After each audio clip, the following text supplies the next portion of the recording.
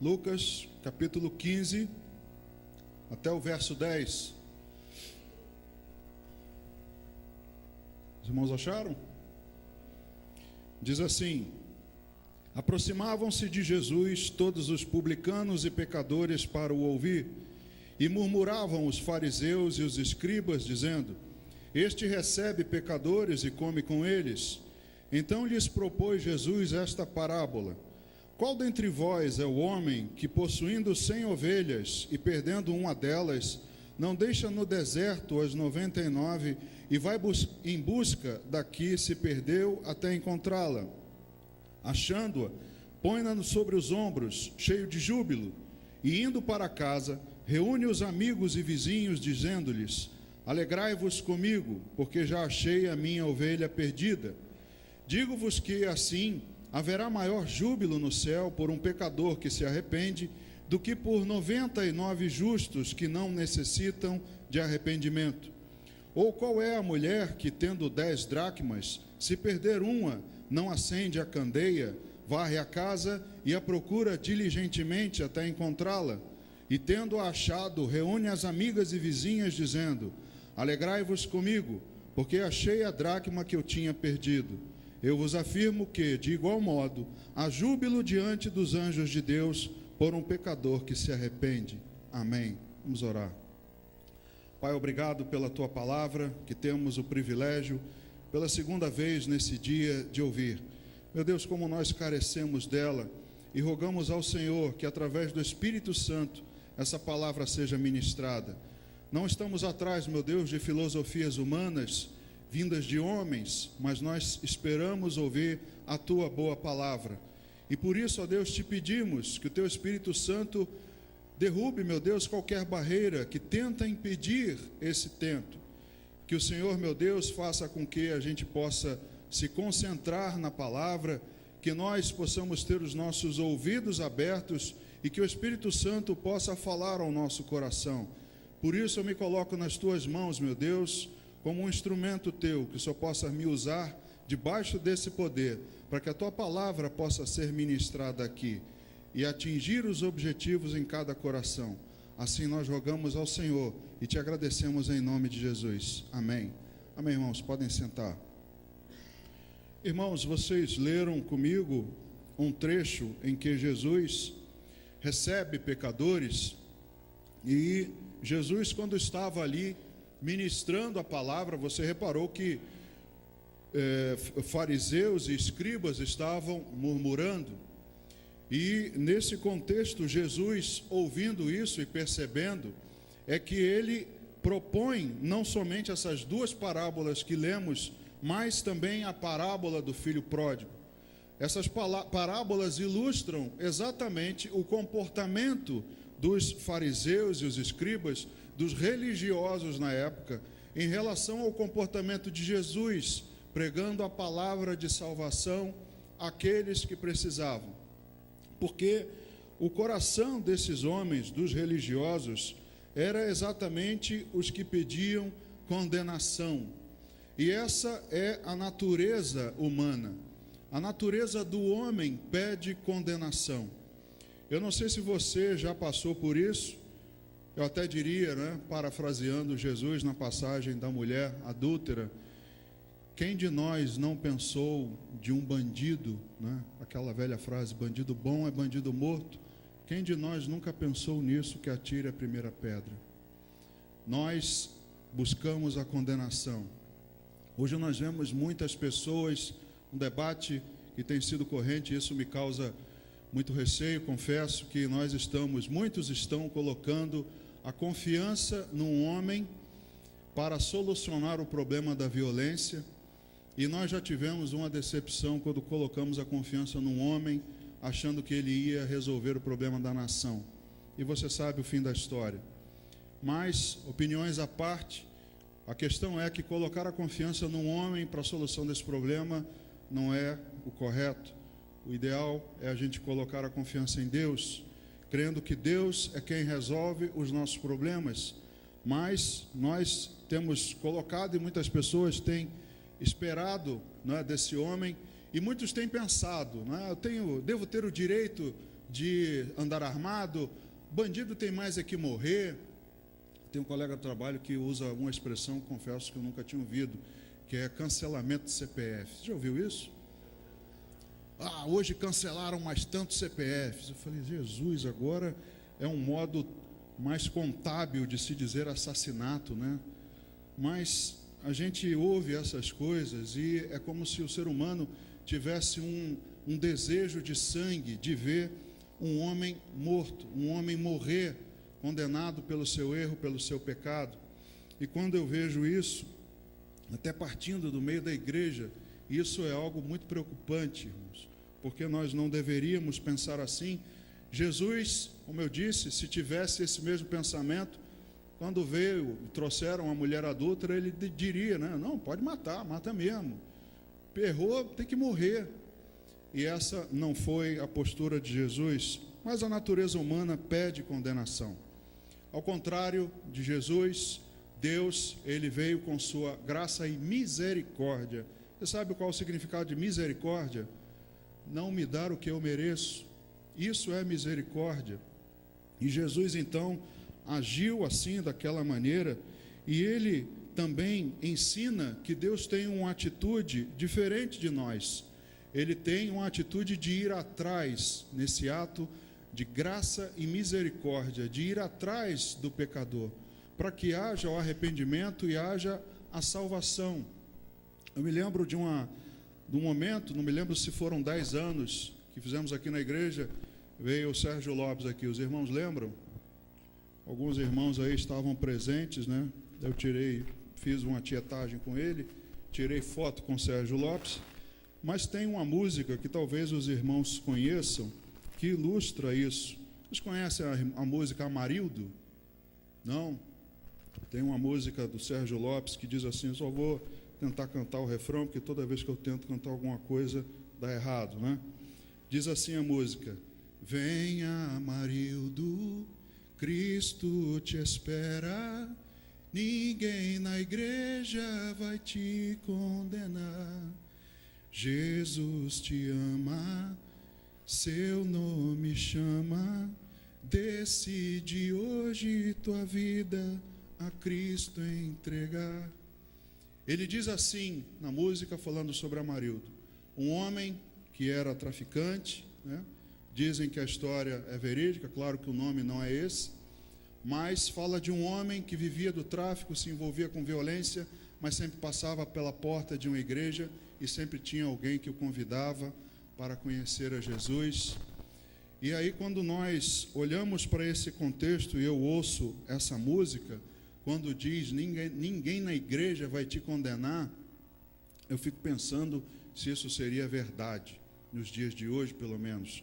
Porque quando nós vemos alguns irmãos entrando na igreja, sempre tem aqueles críticos, os religiosos, que olham, né, e já condenam, como nós ouvimos hoje pela manhã, pastor Paulo pregando aqui sobre o espinho na carne. As pessoas preferem observar o espinho na carne do outro, o argueiro no olho do outro, sem olhar a trave que tem no seu.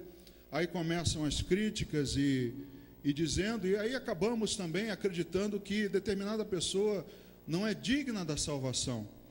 Poderia-se dizer que esse Amarildo não deveria ser salvo, porque afinal de contas ele é um bandido, e bandido bom é bandido morto, tem mais é que morrer mesmo. Mas a mesma música diz no final,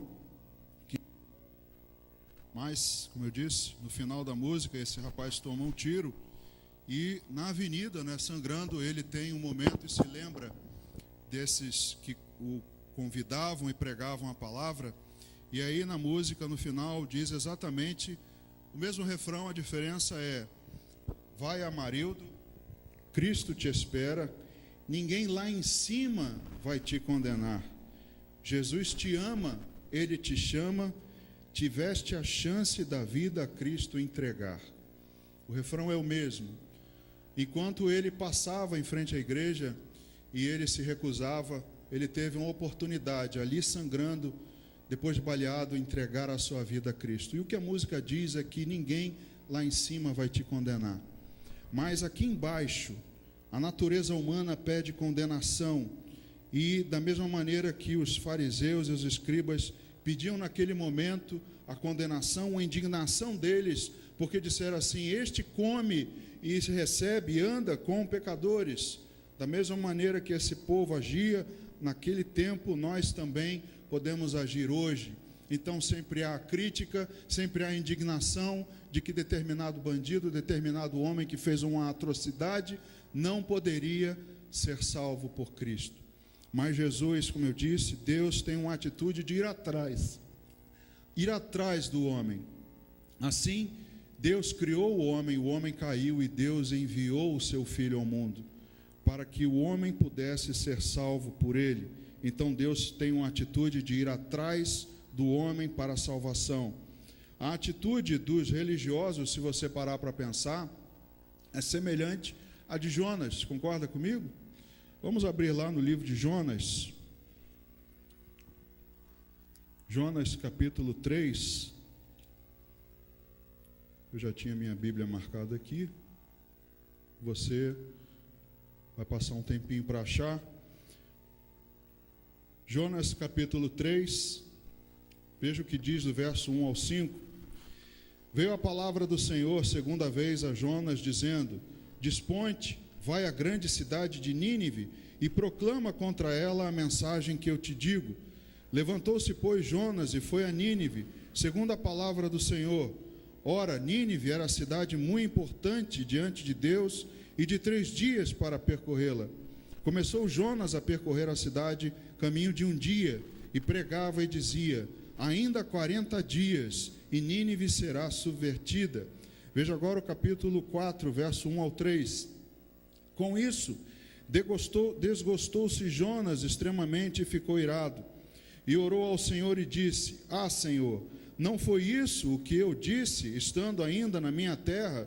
Por isso me adiantei, fugindo para Tarsis, pois sabia que és Deus clemente e misericordioso, e tardio em irar-se, e grande em benignidade, e que te arrependes do mal.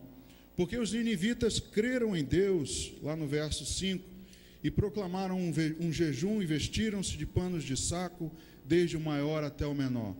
E Jonas, quando vê isso, diz assim: eu sabia, eu fiquei desgostoso, porque esse pessoal não presta, essa gente não presta, esse pessoal tinha que estar morto, não podiam ter sido salvos. E aí Deus diz para ele assim: é razoável essa tua ira? E aí, quando nós paramos para pensar no nosso contexto de hoje, quando a gente pensa sobre esse nosso juízo humano, também vem a pergunta para nós: é razoável esse teu juízo? De acreditar que é necessário pedir condenação, que não há possibilidade de redenção, de salvação para um homem pecador, como aqueles fariseus e escribas diziam? Então a postura de Jonas era a mesma coisa. Mas Deus, como diz o texto, em contrapartida, se alegra quando um pecador se arrepende. Enquanto Jonas e muitos religiosos nos dias de hoje se irritam quando vem um pecador se rendendo, Deus se alegra quando isso acontece. Você viu aqui o texto comigo? O que Jesus quis ensinar? Que quando há um arrependimento, há festa no céu, há júbilo, há alegria. O texto aqui diz que há alegria no céu, e na outra parábola que nós lemos, na dracma, diz que há alegria diante dos anjos de Deus. A outra parábola que a gente vai mencionar depois fala sobre a alegria do pai ao ter o seu filho retornando. Então, o fato é que há alegria. Então, Deus, ao contrário da natureza humana, ele se alegra quando um pecador se arrepende. E essa era a nossa natureza, minha e sua, até mesmo, irmãos, quando dormíamos, nós éramos pecadores, tínhamos essa natureza.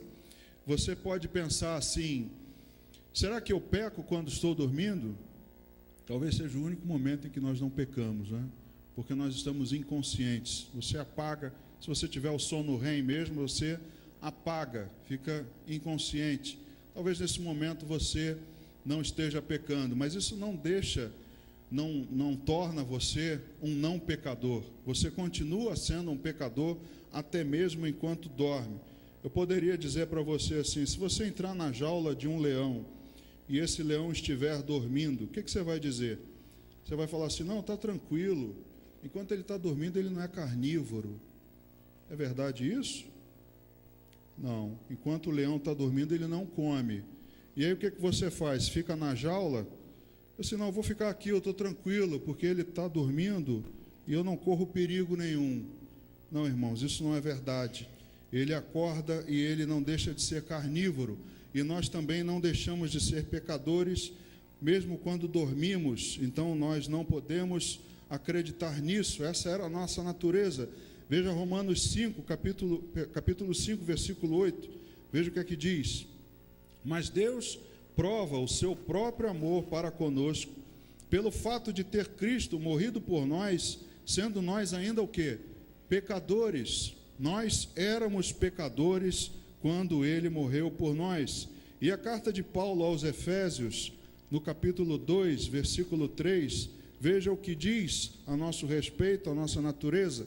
Efésios 2, 3, entre os quais também todos nós andamos outrora, se referindo lá no versículo 1, no 2, aos filhos da desobediência. Então nós também andávamos outrora, segundo as inclinações da nossa carne, fazendo a vontade da carne e dos pensamentos, e éramos, por natureza, filhos da ira, como também os demais. Natureza nossa, sermos filhos da ira, sermos pecadores, não importa o estado em que você estivesse, dormindo, inconsciente, você era um pecador por natureza.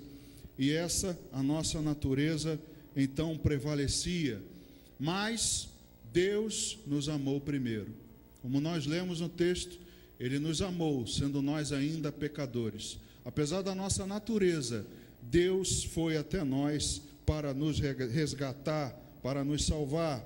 A primeira carta de João, no capítulo 4, no versículo 19, veja o que ela diz, lá no final da sua Bíblia. Primeira carta de João, capítulo 4, verso 19. Nós amamos porque Ele nos amou primeiro. A possibilidade de nós amarmos tem a causa o amor de Cristo por nós. Ele nos amou primeiro, por isso Ele foi atrás de nós, por isso Ele veio ao mundo, se entregou para salvar o perdido. Por isso Jesus conta essa parábola àqueles homens, mostrando a eles quem era cada um deles na parábola. Vocês são as 99 ovelhas, vocês são o irmão do filho pródigo. Deus tem prazer e se alegra quando Ele encontra, quando um dos seus perdidos, um dos seus filhos retorna, quando há salvação, quando há arrependimento. Então Deus nos amou primeiro, e nesse ato de amor Ele vai atrás de nós e nos resgata. Mas o que a natureza humana quer? Condenação. Então Deus, com esse amor, nos salva. Por isso tamanha alegria há no céu, quando há um arrependimento, quando alguém se rende. Eu costumo dizer que a melhor ilustração da conversão, do ato do arrependimento, é a rendição. As pessoas dizem, eu aceito, não é? Tem outros jargões evangélicos, mas o que eu mais aprecio é o ato de render-se.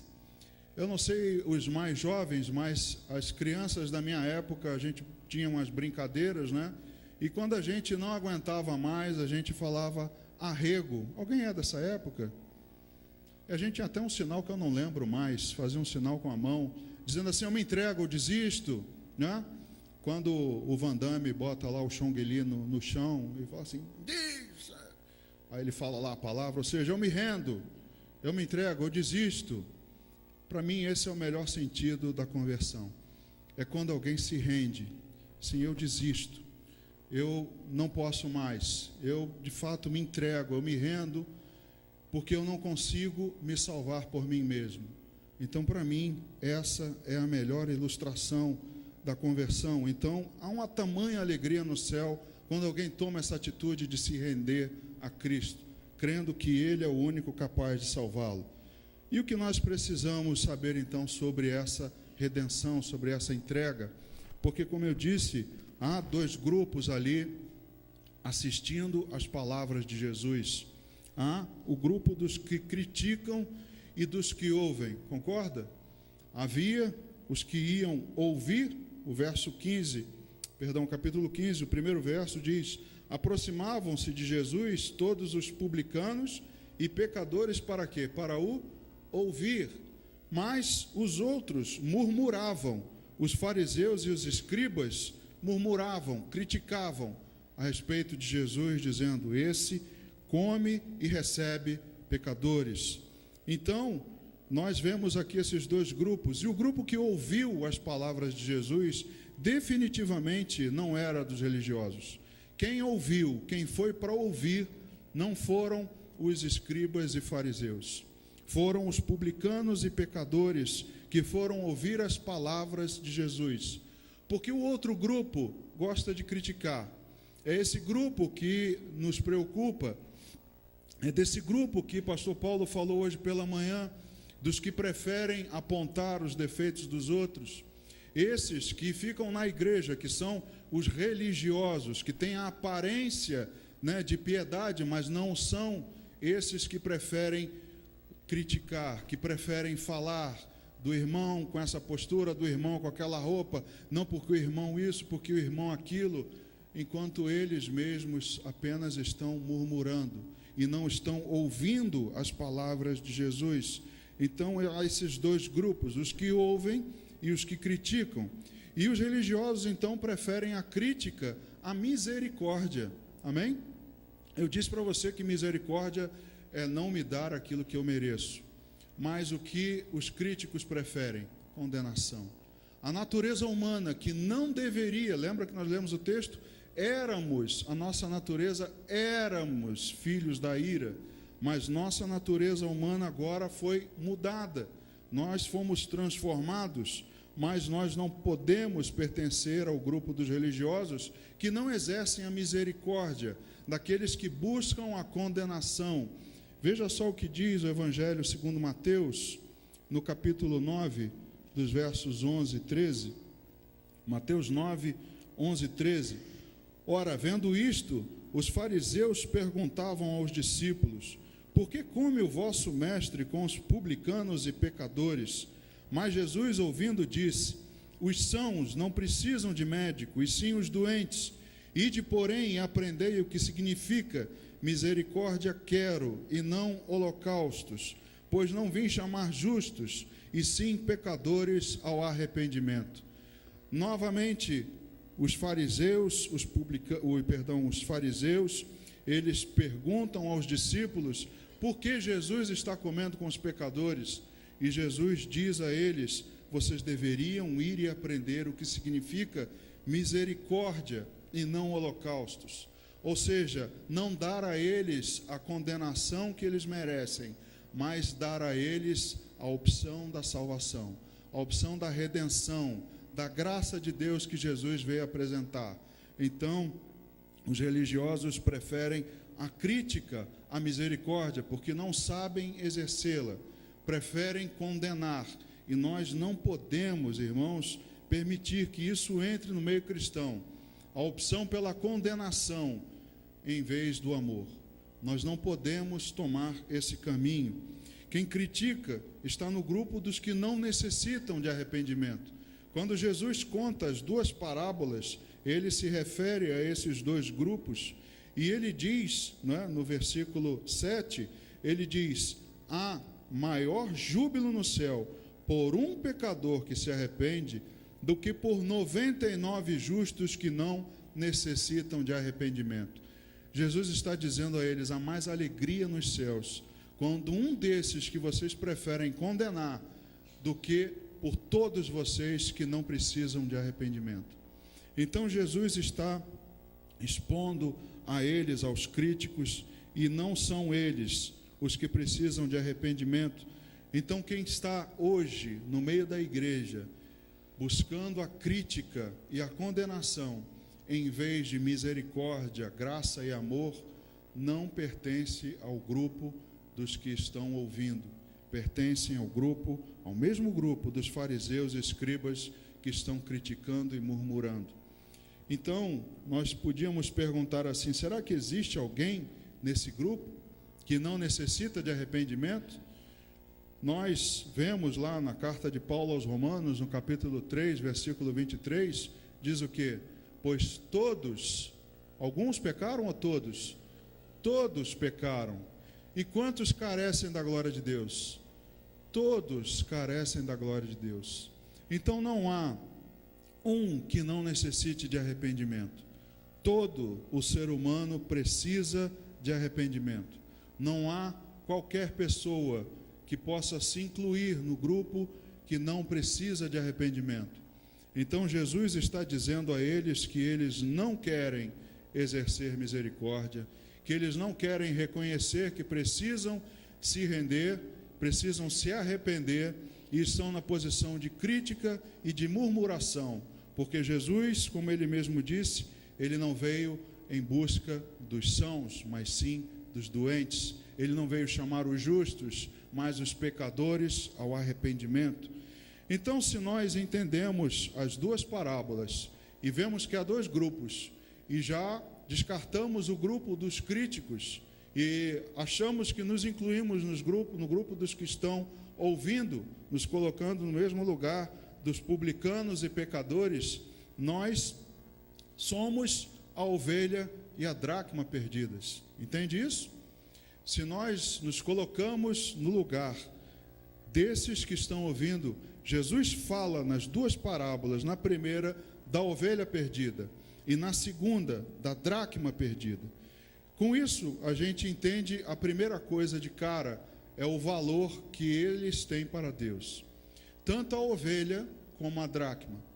Jesus está ilustrando com isso que Deus tem muita consideração por nós, nos considera de imenso valor, ao ponto de retratar-nos como uma ovelha no meio de 100 que se perde, e ele deixa as outras 99 e vai buscá-la, vai ao campo, mostrando que ele teve uma atitude proativa de ir atrás do pecador para reconciliá-lo. Então Deus nos coloca no lugar da ovelha. Nós temos valor para Deus. Veja o que diz o Evangelho de João, um texto que você conhece bastante, João capítulo 3, no verso 16 e 17. Um pouquinho à frente aí, João capítulo 3, versos 16 e 17. Porque Deus amou ao mundo de tal maneira que deu o seu Filho unigênito para que todo o que nele crê não pereça, mas tenha a vida eterna. Porque Deus enviou o seu Filho ao mundo, não para que julgasse o mundo, mas para que o mundo fosse salvo por ele. Essa é a missão de Jesus. Deus amou o mundo, todos pertencem ao mundo, irmão. Não tem um que possa ficar de fora desse contexto. Então Deus amou a todos, sendo nós ainda pecadores, ao ponto de enviar o seu Filho, para que todo aquele que nele crê não pereça, mas tenha vida eterna. Porque os que não creem, diz o 18, aquele que não crê, aquele que nele crê não é julgado, o que não crê já está julgado, porquanto não crê no nome do unigênito Filho de Deus. Então nós temos um valor para Deus, de tal ponto que Deus deu o que ele tinha de melhor. Jesus abriu mão da sua glória e habitou entre nós e se deu para nos salvar. Então ele se coloca no lugar do homem, do pastor, que vai atrás da ovelha e coloca ela no ombro e sai cheio de alegria. Porque era comum naquela época a celebração com outras pessoas, ninguém comemorava uma coisa sozinho, né? Você não faz uma festa de aniversário para você sozinho, faz? Não sei, se você faz, você precisa de um tratamento, mas era normal chamar outros para se alegrarem. Então Jesus retrata esse homem que vai atrás da ovelha e ao encontrá-la, chama os outros amigos para se alegrarem com ele. Veja o que diz Mateus, capítulo 13, versículo 45 e 46, também mostrando o que Deus deseja para o homem. Mateus 13, 45 e 46. O reino de Deus é também semelhante a um que negocia e procura boas pérolas, e tendo achado uma pérola de grande valor, vende tudo o que possui e a compra. Eu gosto da analogia de o cristão, essa ovelha a quem Deus procura como sendo a pérola. Porque, de fato, uma das maneiras de se interpretar é colocando Deus, Cristo, como esse homem que procura pérolas, boas pérolas, a encontra e vende tudo, entrega tudo que tem para adquiri-la. Assim Cristo fez conosco. Ele também entregou a sua vida, todo o seu sangue foi vertido para que nós pudéssemos ser comprados. Você sabia que você foi comprado? Deus comprou você com preço. E aí nós somos então retratados como boas pérolas. Então a primeira coisa que nós entendemos é que temos valor para Deus. Nós somos valiosos aos olhos do Senhor, seja como uma ovelha, que tinha um valor naquela época, era uma atividade econômica, e uma dracma. A dracma, se você não sabe, era uma moeda grega para um dia de salário, equivalente a um denário. Já ouviu? O denário era a moeda romana para um dia de trabalho. A dracma era também a moeda grega. E alguns acreditam que essa 10ª dracma seria que as mulheres colocavam aqui na testa, amarravam as 10 e colocavam aqui, simbolizando que já estavam casadas ou que estavam prontas para casar. E ao perder uma, elas não poderiam colocar aquilo na testa e assim serem identificadas. Mas essa é uma interpretação do texto. O fato é que você tem valor. Eu tenho valor para Deus, amém?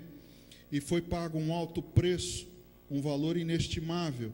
Veja o que Pedro diz na sua primeira carta, no versículo 18, primeira carta de Pedro, capítulo 1, verso 18.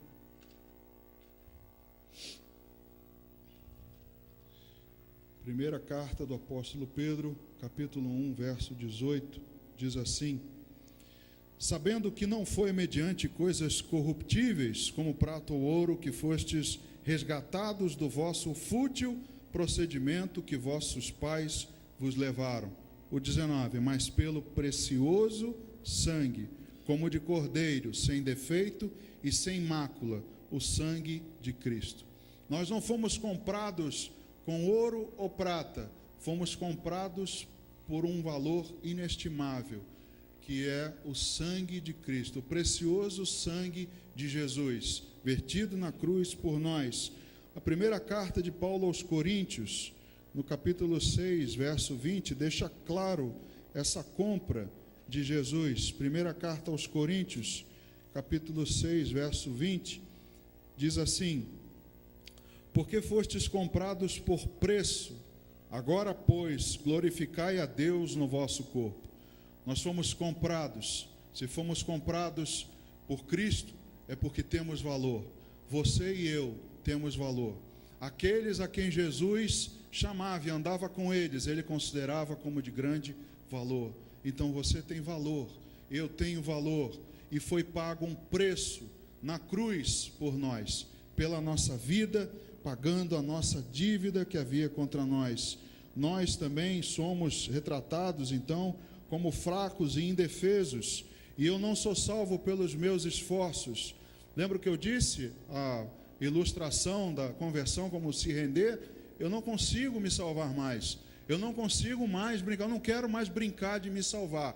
Eu me entrego, me rendo, arrego, eu bato lá no tatame, ok, acabou a luta, não vou lutar mais, vou me render, vou me entregar. É assim, porque eu sou indefeso. Veja o que diz o Salmo número 33, o verso 16 e o 17. Salmo 33, o verso 16 e 17, diz assim: não há rei que se salve com o poder dos seus exércitos, nem por sua muita força se livra o valente.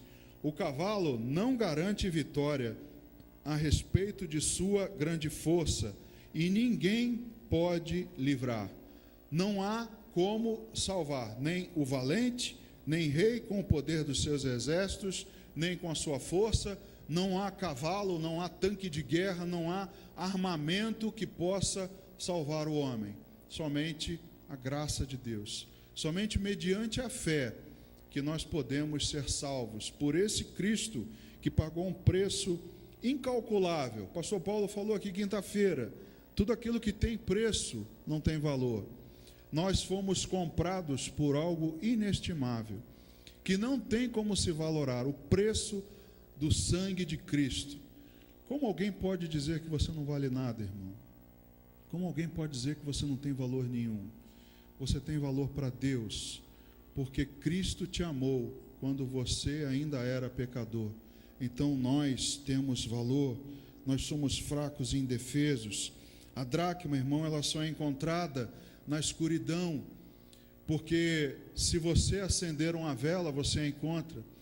Aquelas casas na época, por serem pessoas, a maioria muito pobres, não tinha janela. Então era uma escuridão, a vela tinha que ficar acesa o dia inteiro.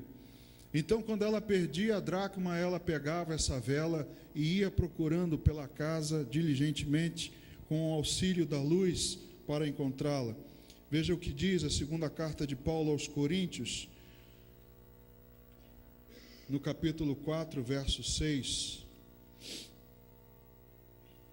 Segunda carta de Paulo aos Coríntios, 4, 6.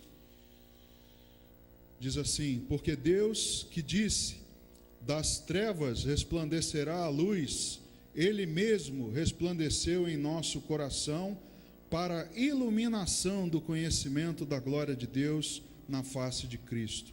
A dracma só é encontrada na escuridão com o auxílio da luz. Nós vivemos num mundo que jaz em trevas. Você concorda com isso? Nós somos uma dracma, somos a ovelha que está num mundo repleto de escuridão, de densas trevas. Só é possível encontrá-lo com o auxílio da luz. E a Bíblia é clara a respeito da luz, porque das trevas resplandeceu a luz, Ele mesmo resplandeceu em nosso coração para iluminar o conhecimento do homem, da glória de Deus na face de quem? De Cristo, que veio ao mundo para nos resgatar. Então nós fazemos parte desse grupo, somos a ovelha, somos a dracma perdida. Veja o Salmo 18, Salmo 18, versículo 28. Salmo 18, versículo 28, diz assim: porque fazes resplandecer a minha lâmpada, o Senhor, meu Deus, derrama luz nas minhas trevas. Só o Senhor é que pode derramar luz nas nossas trevas. Só Deus, através da sua palavra, ilumina o nosso caminho. Só Cristo, que Ele é a luz do mundo, somente através dele, você e eu podemos ser encontrados, porque Ele teve essa atitude proativa, Ele abriu mão da sua glória e veio atrás de nós. Em ambos os casos, seja na ovelha, na dracma, houve alegria, houve felicidade, houve comemoração, porque foi encontrado aquilo que estava perdido. Aqueles que estavam considerados como publicanos e pecadores, ouvindo as palavras de Jesus, esses foram motivo de alegria ao serem encontrados por Deus. Então há alegria no céu, irmão. E enquanto há alegria lá, o arrependimento do homem, quando se rende, muitas vezes traz choro, mas não é um choro de tristeza, há um choro de alegria, de reconhecimento daquilo que ele, da sua posição diante de Deus, daquilo que ele vinha fazendo diante de Deus. Há o arrependimento, e isso frequentemente nos choca. Então agora nós voltamos para a parábola do filho pródigo, que nós não lemos, para a gente encerrar. O primeiro passo, qual é? O primeiro passo é enxergar a sua própria situação. Ora, se eu não sou o crítico religioso, que fico murmurando e não ajo com misericórdia, se eu me encaixo no outro grupo, que quero ouvir as palavras de Jesus, que eu me reconheço como frágil e eu tenho valor para Deus, mas eu preciso de salvação, e a minha única maneira de ser salvo é através do sangue de Cristo. Foi o único preço possível de ser pago por mim e por você. Nós, quando entendemos isso, enxergamos a nossa real situação. Então, no capítulo 15, no verso 17, que fala da parábola do filho pródigo, diz assim: então, caindo em si, disse: quantos trabalhadores de meu pai têm pão com fartura e eu aqui morro de fome? Você conhece a história do filho pródigo? E ele, nesse momento, quando passava fome e desejava comer a comida dos porcos, ele cai em si, ele enxerga a sua real situação e diz: poxa, eu aqui querendo comer comida de porcos, passando fome, e os trabalhadores do meu pai têm tanto o que comer. Então eu enxergo, é necessário enxergar a sua real situação. Assim Jesus coloca para eles também essa terceira parábola, a do filho pródigo, retratando os publicanos, os pecadores, eu, você, todos nós, e o irmão do filho pródigo, os judeus, o povo de Deus que estava ali murmurando, achando que os outros não eram dignos da salvação. Então, o primeiro ponto é enxergar a nossa situação.